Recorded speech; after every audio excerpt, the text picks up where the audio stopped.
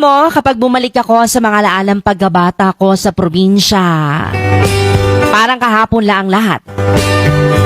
Yung simpleng buhay, yung bang mga bagay dati, Madi, na hindi mo pinapansin pero ngayon, namimiss mo na. Madi, tuwing umaga, gigising ka sa tilaok ng manok at hindi sa alarm clock.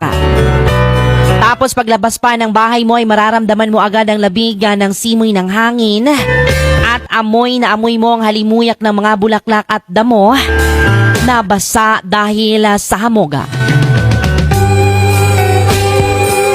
Yung tipong hindi mo na kailangan magmadali.